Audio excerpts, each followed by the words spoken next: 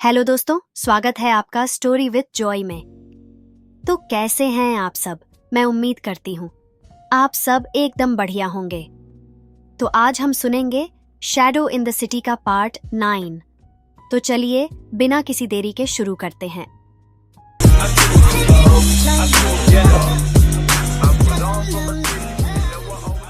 City wide cyber attack को prevent करना उनकी अब तक की सबसे बड़ी जीत थी, लेकिन वे वुक्सियन और लन वांगजी को यह पता था कि मास्टरमाइंड अभी भी कहीं शैडोज में छुपा हुआ है।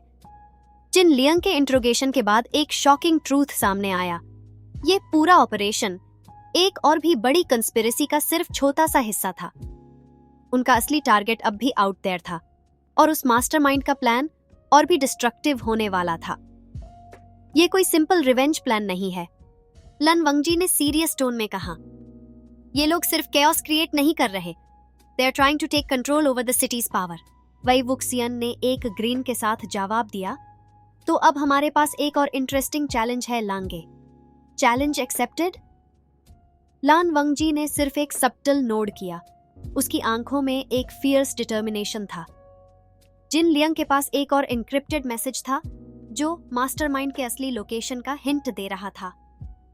गोस्ट ने फाइल को डिकोड किया और मैसेज रिवील हुआ। अ मैप जो सिटी के अंडरवर्ल्ड टनल्स को रिप्रेजेंट करता था।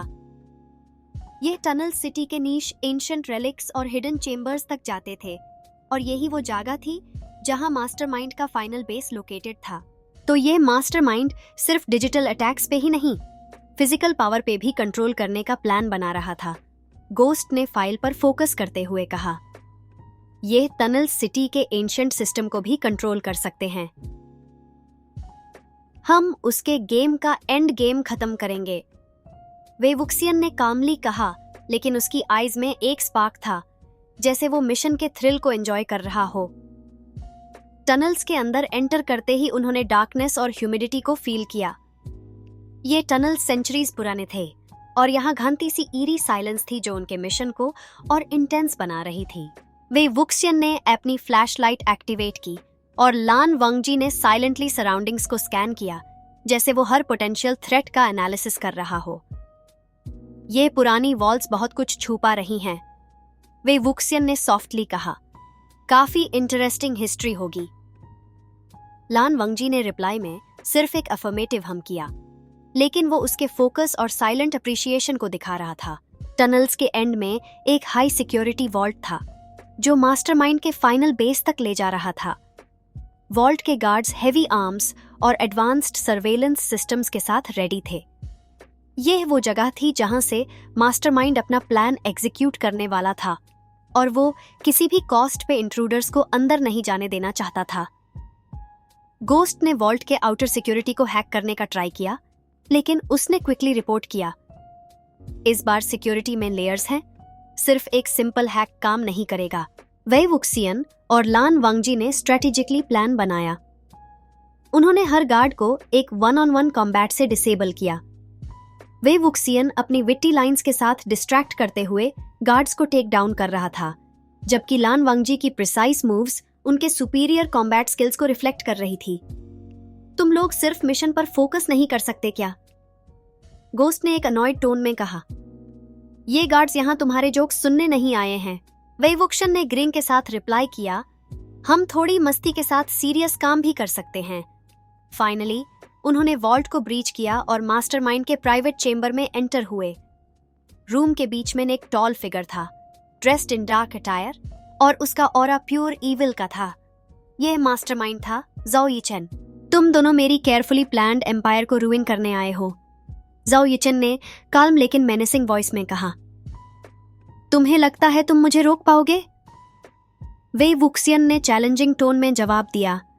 तुमने शायद गलत सोचा कि तुम हर एक इंसान को अपने कंट्रोल में रख सकते हो। लन वांगजी ने क्वाइटली अपनी स्वॉर्ड रेज की, ready for the final showdown. यह यहाँ खत्म होगा। ज़ाओ यीचेन के पास एक सरप्राइज मूव था, एक पावरफुल डिवाइस जो उसने अपने डिफेंस के लिए स्पेशली डिजाइन किया था।